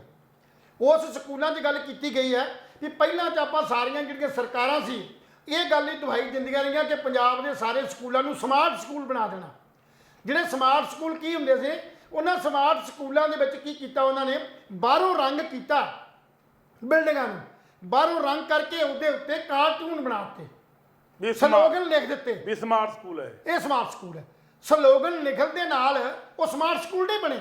ਸਮਾਰਟ ਸਕੂਲਾਂ ਦੇ ਅੰਦਰ ਜਿਹੜੇ ਬੱਚੇ ਬੈਠੇ ਨੇ ਉਹ ਉਸੇ ਹੀ ਤਰ੍ਹਾਂ ਭੈੜੀ ਹਾਲਤ 'ਚ ਨੇ, ਨਾ ਉੱਥੇ ਟੀਚਰ ਹੈ, ਨਾ ਉੱਥੇ ਕੋਈ ਮਤਲਬ ਜਿਹੜਾ ਹੈਗਾ ਉਹ ਸਟਰਕਚਰ ਹੈ, ਔਰ ਟੀਚਰ ਜਿਹੜੇ ਨੇ ਉਹ ਨਾਨ ਟੀਚਿੰਗ ਜਿਹੜੀਆਂ ਨੇ ਜੌਬਸ ਜਿਹੜੀਆਂ ਨੇ ਕੰਮ ਨੇ ਉਹ ਸਰਕਾਰ ਉਹਨਾਂ ਤੋਂ ਲੈ ਰਹੀ ਹੈ, ਤੇ ਬਾਹਰੋਂ ਉਹ ਦਿਖਦਾ ਸਮਾਰਟ ਸਕੂਲ। ਤੇ ਹੁਣ ਨਵੀਂ ਕਿਹੜੀ ਗੱਲ, ਪੰਜਾਬ ਸਰਕਾਰ ਨੇ ਫਿਰ ਕਿਤੇ ਨਾ ਕਿਤੇ ਨਕਲ ਦਿੱਲੀ ਦੀ ਮਾਰੀ ਹੋਏਗੀ। ਉਹਦੇ ਵਿੱਚ ਉਹਨਾਂ ਨੇ ਕਿਹਾ ਵੀ ਪੰਜਾਬ ਦੇ 100 ਸਕੂਲ ਜਿਹੜੇ ਨੇ ਉਹਨੂੰ ਸਕੂਲ ਆਫ ਐਮੀਨੇਸ਼ਨ, ਮਤਲਬ ਐਮੀਨੈਂਸ, 100 ਸਕੂਲ ਜਿਹੜੇ ਸਕੂਲ ਆਫ ਐਮੀਨੈਂਸ ਦੇ ਨਾਂ ਦੇ ਉੱਤੇ ਪ੍ਰਮੋਟ ਕੀਤਾ ਜਾਏਗਾ। ਹੁਣ ਮੈਨੂੰ ਇਹ ਨਹੀਂ ਪਤਾ ਵੀ ਸਕੂਲ ਆਫ ਐਮੀਨੇਸ਼ਨ ਹੈ ਕੀ ਆ, ਉਹ ਕਿਹੜਾ ਬਦਲ ਹੈ, ਕਿਸ ਦਾ ਬਦਲ ਕਿੱਥੋਂ ਚਰਾਇਆ ਗਿਆ ਹੈ ਵੀ 100 ਸਕੂਲਾਂ ਨੂੰ ਬਣਾਉਣਾ ਕੀ ਚਾਹੁੰਦੇ ਨੇ। ਮੈਰੀਟੋਰੀਅਮ ਸਕੂਲ ਬਣਾਏ, ਉਹਨਾਂ ਸਕੂਲਾਂ ਦੀ ਖਸਤਾ ਹਾਲਤ ਹੈ। ਆਦਰਸ਼ ਸਕੂਲ ਬਣਾਏ, ਆਦਰਸ਼ ਸਕੂਲਾਂ ਦੀ ਇੰਨੀ ਪ੍ਰਾਇਮਰੀ ਸਕੂਲਾਂ ਨਾਲ ਵੀ ਮਾੜੀ ਹਾਲਤ ਹੋ ਗਈ। ਇਹ ਨਵੇਂ ਤਜਰਬੇ ਜਿਹੜੇ ਨੇ ਸਰਕਾਰਾਂ ਜਿਹੜੀਆਂ ਕਰਦੀਆਂ ਆ ਰਹੀਆਂ ਨੇ, ਉਹ ਪਤਾ ਨਹੀਂ ਕਿਹੜਾ ਫੰਡ ਇਸ਼ੂ ਕਰਾਉਣ ਵਾਸਤੇ ਜਾਂ ਕਿਹੜੇ ਵਰਲਡ ਬੈਂਕ ਤੋਂ ਕਰਜ਼ਾ ਲੈਣ ਵਾਸਤੇ ਜਾਂ ਸਰਕਾਰ ਤੋਂ ਕਿਹੜੀਆਂ ਸੈਂਟਰ ਤੋਂ ਜਾਂ ਬਾਹਰਲੇ ਦੇਸ਼ਾਂ ਤੋਂ ਜਾਂ ਬਾਹਰਲੀਆਂ ਹੋਰ ਵਿੱਤੀ ਸੰਸਥਾ ਤੋਂ ਕਿਹੜੀਆਂ ਦਬਾਅ ਹੇਠ ਜਿਨ੍ਹਾਂ ਤੋਂ ਕਰਜ਼ੇ ਲੈ ਕੇ ਇੱਦਾਂ ਦੀਆਂ ਜਿਹੜੀਆਂ ਸਕੀਮਾਂ ਜਿਹੜੀਆਂ ਜਾਰੀ ਕੀਤੀਆਂ ਜਾਂਦੀਆਂ ਨੇ ਜਿਹੜੇ ਕਿ ਪੰਜਾਬ ਦੀ ਸਰ ਜ਼ਮੀਨ ਦੇ ਉੱਤੇ ਇਹ ਸ਼ੋਭਾ ਹੀ ਨਹੀਂ ਦਿੰਦੀਆਂ। ਪਹਿਲਾਂ ਤੁਸੀਂ ਸਮਾਰਟ ਸਕੂਲ ਨੂੰ ਸੁਧਾਰ ਲੈਂਦੇ, ਪ੍ਰਾਇਮਰੀ ਸਕੂਲਾਂ ਦੀ ਦਸ਼ਾ ਸੁਧਾਰ ਲੈਂਦੇ, ਉੱਥੋਂ ਭਰਤੀ ਜਿਹੜੇ ਟੀਚਰ ਸੀ ਉਹਨਾਂ ਦੀ ਨਫ਼ਰਤੀ ਜਿਹੜੀ ਨਫ਼ਰੀ ਆ ਉਹ ਪੂਰੀ ਕਰ ਦਿੱਤੀ ਜਾਂਦੀ। ਲੋਕ ਤੇ ਪ੍ਰਾਈਵੇਟ ਸਕੂਲਾਂ 'ਚੋਂ ਬੱਚੇ ਹਟਾ ਕੇ ਪ੍ਰਾਈਵੇਟ ਸਕੂਲਾਂ 'ਚ ਕਿਉਂ ਜਾ ਰਹੇ ਨੇ, ਇਹ ਸਿੱਧਾ ਸਪਸ਼ਟ ਹੈ ਵੀ ਸਾਡੀ ਜਿਹੜੀ ਸਰਕਾਰ ਹੈ ਇਹ ਫਿਰ ਪ੍ਰਾਈਵੇਟਾਈਜੇਸ਼ਨ ਨੂੰ ਬੜਾਵਾ ਦੇਣ ਦੀ ਕੋਸ਼ਿਸ਼ ਜਿਹੜੀ ਆ ਉਹ ਕੀਤੀ ਜਾ ਰਹੀ ਹੈ। ਸੋ ਇਸ ਬਜਟ ਦਾ ਸਿੱਧਾ ਜਿਹੜਾ ਸਰਮਾਏਦਾਰਾਂ ਨੂੰ ਫਾਇਦਾ ਤਾਂ ਹੋ ਸਕਦਾ, ਆਮ ਪਬਲਿਕ ਨੂੰ ਨਹੀਂ। ਇਹ ਜਿਹੜੀ ਸਕੀਮ ਸਕੂਲ ਆਫ ਐਮੀਨੇਸ਼ਨ ਜਿਹੜਾ ਸ਼ੁਰੂ ਕੀਤਾ, ਇਹਦਾ ਮੈਨੂੰ ਅਜੇ ਤੱਕ ਇਹਦੀ ਪਰਿਭਾਸ਼ਾ ਹੀ ਨਹੀਂ ਪਤਾ ਲੱਗੀ ਪਰਿਭਾਸ਼ਾ ਕੀ ਹੈ। ਜੇ ਤੇ ਪਰਿਭਾਸ਼ਾ ਉਹੀ ਹੈ ਵੀ ਬਾਹਰੋਂ ਪਹਿਲਾਂ ਰੰਗ ਕੀਤਾ ਗਿਆ, ਉਹਦੇ ਉੱਤੇ ਸਲੋਗਨ ਲਿਖੇ ਗਏ, ਕਾਰਟੂਨ ਪ੍ਰਾਈਵੇਟ ਸਕੂਲਾਂ ਨੂੰ ਲਿਖ ਕੇ ਕਰ ਦਿੱਤਾ ਗਿਆ, ਹੁਣ ਗੇਟਾਂ ਨੂੰ ਕਲਰ ਕੀਤਾ ਜਾਏਗਾ। ਹੁਣ ਕਿਹੜੀ ਨਵੀਂ ਇਹੋ ਜਿਹੀ ਦੀਵਾਰ ਬਾਹਰ ਖੜੀ ਕਰਨੀ ਹੈ ਜਿਹਦੇ ਉੱਤੇ ਇਹਦੇ ਸਲੋਗਨ ਲਿਖੇ ਜਾਣੇ ਆ। ਸੋ ਚੰਗਾ ਹੋਵੇ ਜੇ ਪਹਿਲੇ ਸਿਸਟਮ ਨੂੰ ਸੁਧਾਰੋ, ਪਹਿਲੇ ਨੂੰ ਤੁਸੀਂ ਸੁਧਾਰਦੇ ਨਹੀਂ। ਕੋਠਾ ਤੁਹਾਡਾ ਢੱਠਾ ਹੋਇਆ, ਉਸ ਢੱਠੇ ਕੋਠੇ ਨੂੰ ਸਿਰਫ ਲਿਪੀ ਜਾਂਦੇ ਹੋ ਰੰਗਾਂ ਨਾਲ, ਉਹਨੂੰ ਢਾਹ ਕੇ ਨਵਾਂ ਕਿਹਨੂੰ ਉਸਾਰ ਦਿੱਤਾ ਜਾਂਦਾ। ਸੋ ਇਸੇ ਤਰ੍ਹਾਂ ਕਿਸਾਨੀ ਜਿਹੜੀ ਆ ਅੱਜ ਉਹ ਦੁਖਾਂਤ 'ਚ ਹੈ, ਕਿਸਾਨੀ ਭੜਕੀ ਹੋਈ ਆ, ਕਿਸਾਨ ਖੁਦਕਸ਼ੀਆਂ ਵੱਲ ਵਧ ਰਹੇ ਨੇ ਜੀ।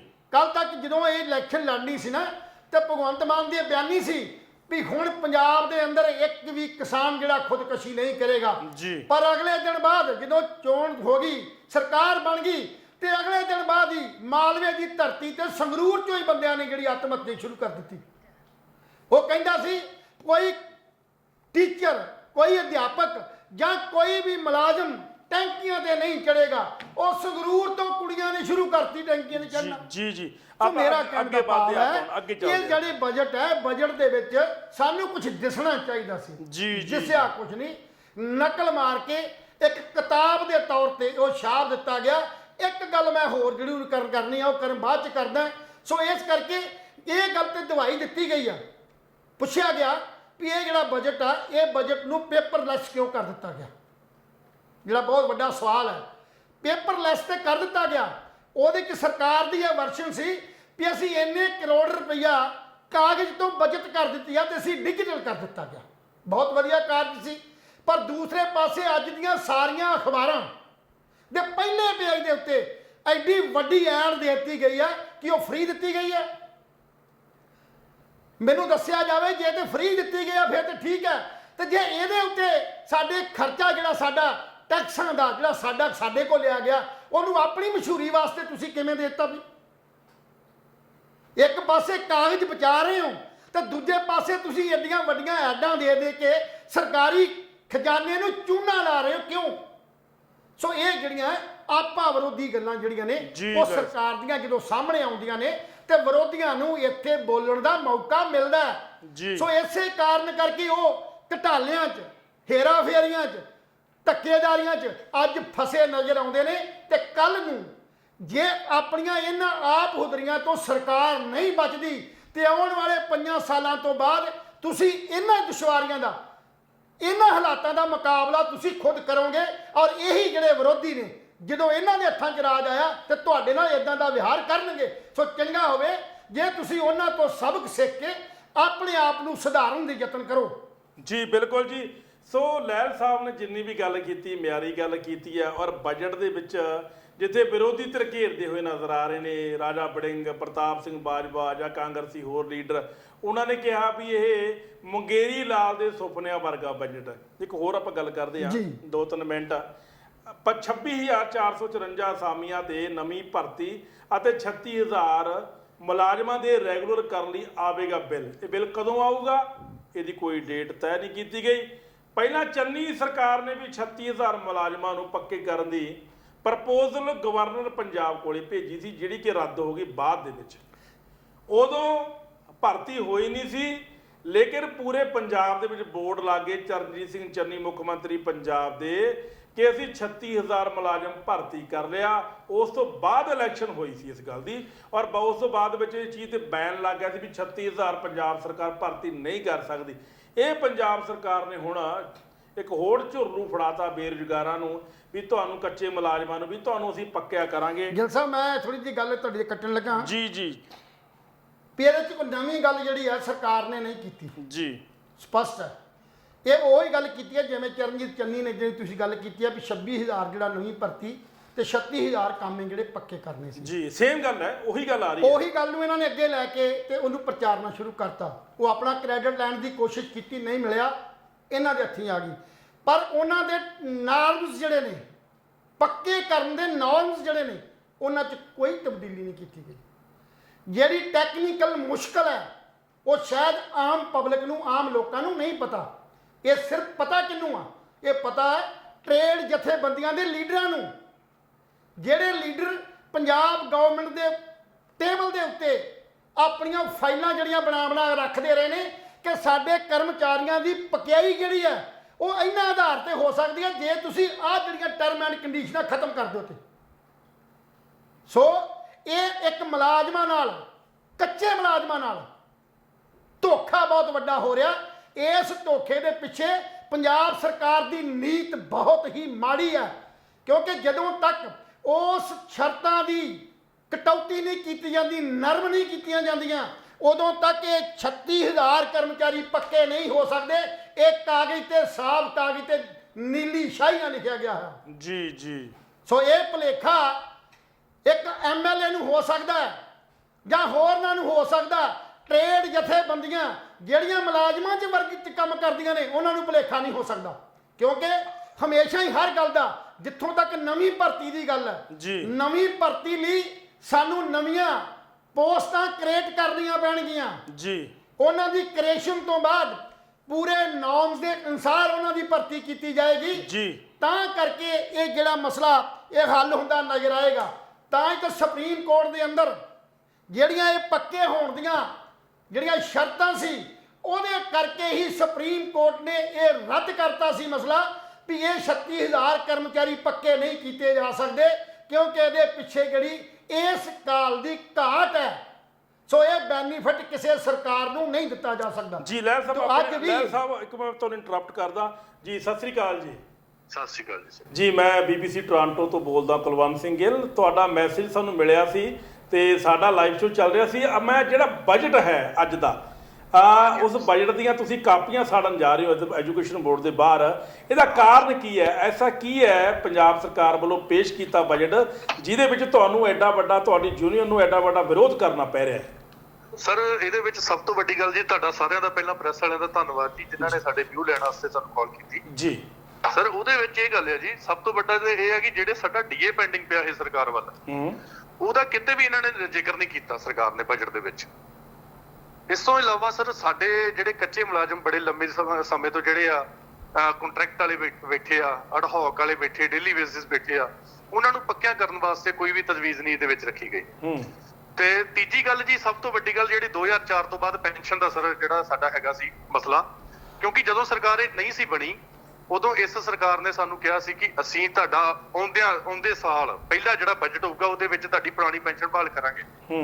ਪਰ ਉਹਦੇ ਵਿੱਚ ਕਿਤੇ ਵੀ ਸਾਡੀ ਜਿਹੜੀ ਆ ਪੁਰਾਣੀ ਪੈਨਸ਼ਨ ਬਹਾਲ ਕਰਨ ਦਾ ਜ਼ਿਕਰ ਨਹੀਂ ਕੀਤਾ ਗਿਆ ਜੀ, ਜਿਹਦੇ ਕਰਕੇ ਮੁਲਾਜ਼ਮਾਂ ਦੇ ਮਨਾਂ ਦੇ ਵਿੱਚ ਰੋਸ ਆ ਤੇ ਮੁਲਾਜ਼ਮ ਜਿਹੜੇ ਆ ਵੱਡੀ ਤਾਦਾਦ ਦੇ ਵਿੱਚ ਸਰਕਾਰ ਦੇ ਉਲਟ ਇਸ ਵਕਤ ਜਿਹੜੇ ਆ ਭੁਗਤਣ ਵਾਸਤੇ ਤਿਆਰ ਬੈਠੇ ਆ ਜੀ। ਇਹਦਾ ਨਤੀਜਾ ਜਿਹੜਾ ਵਾ ਸੰਗਰੂਰ ਇਲੈਕਸ਼ਨਾਂ ਦੇ MP ਦੀ ਇਲੈਕਸ਼ਨ ਜਿਹੜੀ ਹੋਈ ਆ ਉਹਦੇ ਵਿੱਚ ਦੇਖਿਆ ਗਿਆ ਜੀ, ਜਿਹੜੇ ਮੁਲਾਜ਼ਮ 2022 ਦੀਆਂ ਇਲੈਕਸ਼ਨਾਂ ਵੇਲੇ ਸਰਕਾਰ ਦੇ ਫੇਨੇ ਦੇ ਵਿੱਚ ਡਿੱਗੇ ਸੀ, ਜਿਨ੍ਹਾਂ ਨੇ ਵੱਡੀ ਤਾਦਾਦ ਦੇ ਵਿੱਚ ਇਹਨਾਂ ਨੂੰ ਵੋਟਾਂ ਪਾ ਕੇ ਕਾਮਯਾਬ ਕੀਤਾ, ਤੇ ਪਰ MP ਦੀ ਇਲੈਕਸ਼ਨ ਦੇ ਵਿੱਚ ਉਹਨਾਂ ਨੇ ਇਹ ਦਿਖਾਤਾ ਕਿ ਜੇਕਰ ਤੁਸੀਂ ਮੁਲਾਜ਼ਮਾਂ ਦੇ ਐਂਟੀ ਚੱਲੋਗੇ ਜਾਂ ਮੁਲਾਜ਼ਮਾਂ ਦੀਆਂ ਜਿਹੜੀਆਂ ਜਾਇਜ਼ ਮੰਗਾਂ ਵਾ ਜਿਨ੍ਹਾਂ ਨੂੰ ਤੁਸੀਂ ਹੱਲ ਨਹੀਂ ਕਰੋਗੇ ਤਾਂ ਅਸੀਂ ਸਰਕਾਰ ਦੇ ਐਂਟੀ ਜਾਣ ਵਾਸਤੇ ਤਿਆਰ ਬੈਠੇ ਜੀ। ਅੱਛਾ, ਇੱਕ ਹੋਰ ਵੀ ਗੱਲ ਹੈ, ਪਰ ਜਿਹੜਾ ਬਿੱਲ ਹੀ ਹੈ ਤਾਂ ਬਿੱਲ ਲੈ ਕੇ ਆਵਾਂਗੇ 36000 ਮੁਲਾਜ਼ਮਾਂ ਨੂੰ ਰੈਗੂਲਰ ਕਰਨ ਦਾ। ਕੀ ਉਹ 36000 ਮੁਲਾਜ਼ਮ ਜਿਹੜੇ ਰੈਗੂਲਰ ਕਰਨੇ ਤੁਹਾਡਾ ਉਹਦੇ ਵਿੱਚ ਹੈ ਕੋਈ ਕੋਟਾ? ਸਰ ਉਹਦੇ ਵਿੱਚੋਂ ਇਹਨਾਂ ਨੇ ਸਭ ਤੋਂ ਪਹਿਲਾਂ ਜੀ ਬੋਰਡ ਕਾਰਪੋਰੇਸ਼ਨ ਜਿਹੜੇ ਚੰਦੀ ਸਰਕਾਰ ਵੇਲੇ ਰੱਖਿਆ ਸੀ ਜੀ, ਉਹਨਾਂ ਨੇ ਬੋਰਡ ਕਾਰਪੋਰੇਸ਼ਨ ਬਾਹਰ ਕੱਢਦੇ ਸੀ।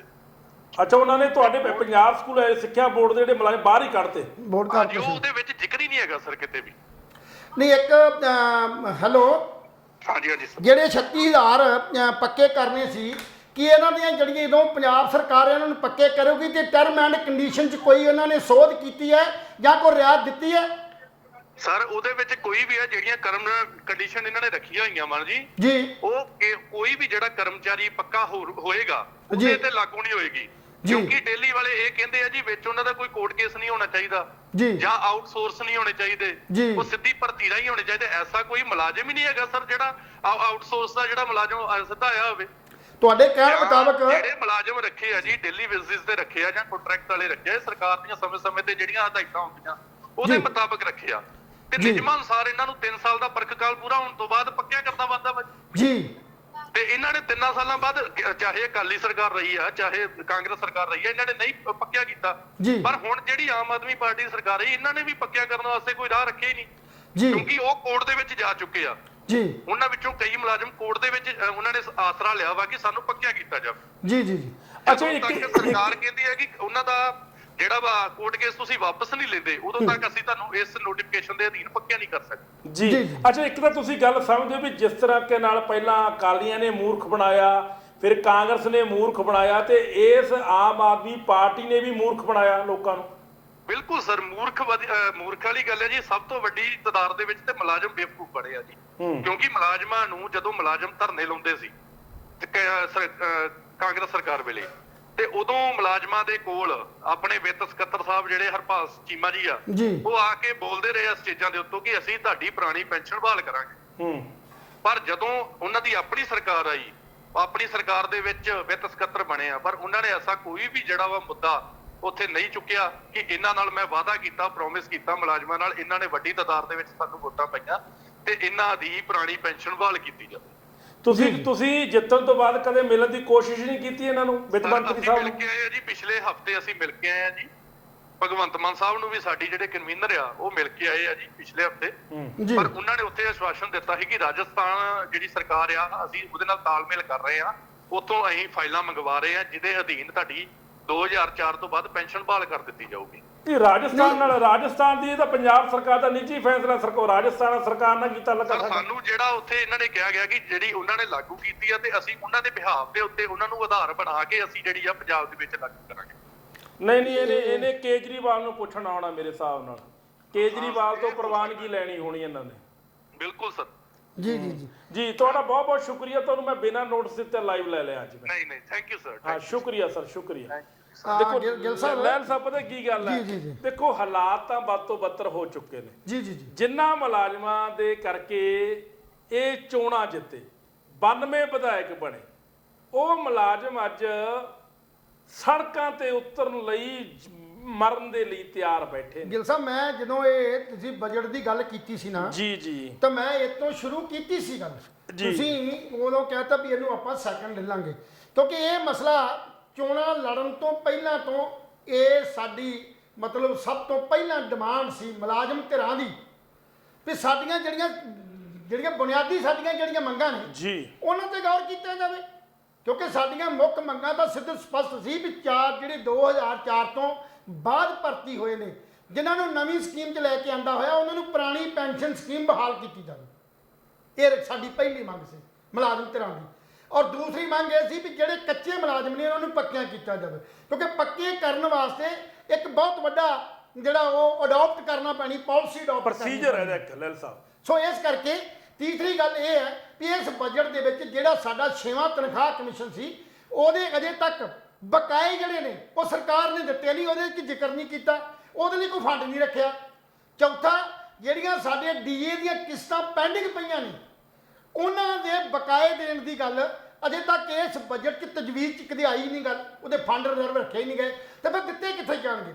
ਇਹਦਾ ਮਤਲਬ ਇਹ ਆ ਵੀ ਪੰਜਾਬ ਦੀ ਸਰਕਾਰ ਜਿਹੜੀ ਹੈ, ਚਾਹੇ ਕਿਸੇ ਵੀ ਰੰਗ ਦੀ ਹੈ, ਅਕਾਲੀ ਹੈ, ਕਾਂਗਰਸੀ ਹੈ ਜਾਂ ਆਮ ਆਦਮੀ ਪਾਰਟੀ ਹੈ, ਇਹ ਮੁਲਾਜ਼ਮਾਂ ਨੂੰ ਪੰਜਾਬ ਦਾ ਨਿਵਾਸੀ ਨਹੀਂ ਮੰਨਦੇ। ਇਹ ਸਮਝਦੇ ਨਹੀਂ ਵੀ ਇਹਨਾਂ ਦੀਆਂ ਵੀ ਵੋਟਾਂ ਸੀ। ਜੇ ਅੱਜ ਸਾਰੀਆਂ ਵੋਟਾਂ ਦੇ ਕਾਰਜਕਾਰ ਕਰਦੇ ਨੇ, ਕੰਮ ਕਰਦੇ ਨੇ, ਸਰਕਾਰੀ ਮਹਿਕਮਿਆਂ ਨੂੰ ਚਲਾਉਂਦੇ ਨੇ, ਇਹਨਾਂ ਦੇ ਹੁਕਮ ਮੰਨਦੇ ਨੇ, ਇਹਨਾਂ ਦੀਆਂ ਫਾਈਲਾਂ ਕੰਪਲੀਟ ਕਰਦੇ ਨੇ, ਤੇ ਉਹ ਸਰਕਾਰੀ ਮੁਲਾਜ਼ਮ ਕਰਦੇ ਨੇ। ਸਰਕਾਰੀ ਮੁਲਾਜ਼ਮ ਆਪਣੀ ਵੋਟ ਦਾ ਇਸਤੇਮਾਲ ਵੀ ਕਰਦੇ ਨੇ, ਪਰ ਜਦੋਂ ਕਿਤੇ ਮੁਲਾਜ਼ਮਾਂ ਦੇ ਤਨਖਾਹ ਜਾਂ ਉਹਨਾਂ ਦੇ ਕੋਡ ਆਫ ਕੰਡਕਟ ਦੀ ਗੱਲ ਆਉਂਦੀ ਹੈ ਜਾਂ ਉਹਨਾਂ ਦੇ ਕੁਝ ਹੱਕਾਂ ਦੀ ਗੱਲ ਆਉਂਦੀ ਹੈ, ਤੇ ਉਸ ਵੇਲੇ ਮੁਲਾਜ਼ਮਾਂ ਨੂੰ ਸਰਕਾਰੀ ਮੁਲਾਜ਼ਮ ਕਹਿ ਕੇ ਜਿਹੜਾ ਉਹ ਰੱਦ ਕਰ ਦਿੱਤਾ ਜਾਂਦਾ, ਉਹਨਾਂ ਨੂੰ ਕੋਈ ਬੈਨੀਫਿਟ ਨਹੀਂ ਦਿੱਤਾ ਜਾਂਦਾ। ਸੋ ਚੰਗਾ ਹੋਵੇ ਜੇ ਪੰਜਾਬ ਦੀ ਸਰਕਾਰ ਆਪਣੇ ਇਸ ਬਜਟ 'ਚ ਇਹਨਾਂ ਮੁਲਾਜ਼ਮਾਂ ਦੀਆਂ ਰਹਿੰਦੀਆਂ ਕੁਝ ਮੰਗਾਂ ਜਿਹੜੀਆਂ ਸੀ ਪੱਕੇ ਕਰਨਾ, ਨਵੀਆਂ ਭਰਤੀਆਂ ਕਰਨੀਆਂ, ਔਰ ਤੀਸਰਾ ਜਿਹੜਾ ਤਨਖਾਹ ਦਾ ਜਿਹੜਾ 6ਵਾਂ ਤਨਖਾਹ ਕਮਿਸ਼ਨ ਦਾ ਜਿਹੜਾ ਰਹਿੰਦਾ ਬਕਾਇਆ ਉਹ ਦੇਣਾ, ਔਰ ਪੈਨਸ਼ਨ ਸਕੀਮ ਜਿਹੜੀ ਆ ਉਹ ਬਹਾਲ ਕਰਨੀ ਜਿਹੜੀ ਪੁਰਾਣੀ ਹੈ, ਤਾਂ ਜਾ ਕੇ ਅਸੀਂ ਸਮਝਦੇ ਕਿ ਮੁਲਾਜ਼ਮ ਪੱਖੀ ਵੀ ਇਹਦੇ 'ਚ ਕੋਈ ਨਾ ਕੋਈ ਗੱਲ ਕੀਤੀ ਗਈ ਹੈ। ਸੋ ਕਹਿਣ ਦਾ ਭਾਵ ਓਵਰਆਲ ਜੇ ਗੱਲ ਕਰਦੇ ਹਾਂ ਸਮੁੱਚੇ ਬਜਟ ਦੀ, ਤੇ ਇਸ ਬਜਟ 'ਚ ਆਮ ਲੋਕਾਂ ਦਾ ਕੋਈ ਭਲਾ ਹੋਣ ਵਾਲਾ ਨਹੀਂ।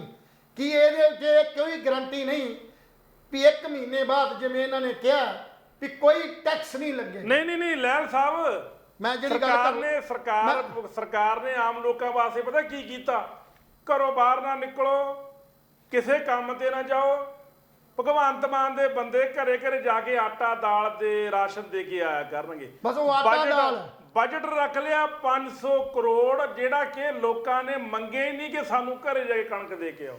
ਧੱਕੇ ਨਾਲ ਇਹ ਸਰਕਾਰ ਨੇ ਵੋਟਾਂ ਦੀ, ਮੈਂ ਜਿਹੜੀ ਗੱਲ ਕਰਨ ਲੱਗਾ ਸੀ ਉਹ ਇਹ ਲਾਸਟ ਆ, ਇਹ ਸੀ ਵੀ ਇਹਦੇ 'ਚ ਇੱਕ ਗੱਲ ਬੜੀ ਜ਼ੋਰ ਦੇ ਕੇ ਕਹੀ ਗਈ ਆ ਵੀ ਨਵਾਂ ਕੋਈ ਟੈਕਸ ਨਹੀਂ ਲੱਗੇਗਾ।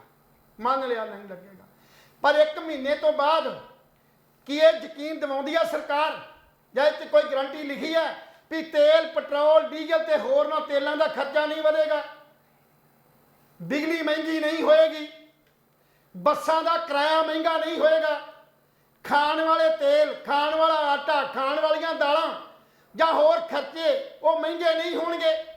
ਇਹ ਗੱਲ ਕਹਿ ਦੇਣੀ ਵੀ ਟੈਕਸ ਨਹੀਂ ਲਾਵਾਂਗੇ, ਪਰ ਅਗਲੇ ਦਿਨ ਹੀ ਮਹਿੰਗਾਈ ਦਾ ਨਾਲ ਹੀ ਪ੍ਰੈਸ ਨੋਟ ਆ ਜਾਂਦਾ ਤੇ ਇੰਨੀ ਚੀਜ਼ ਇੰਨੇ ਦੇ ਵਿੱਚ ਵੱਧ ਜੀ, ਗਈ, ਲੈ ਉਹਦੀ ਕੀ ਗਾਰੰਟੀ ਦਿੱਤੀ ਗਈ?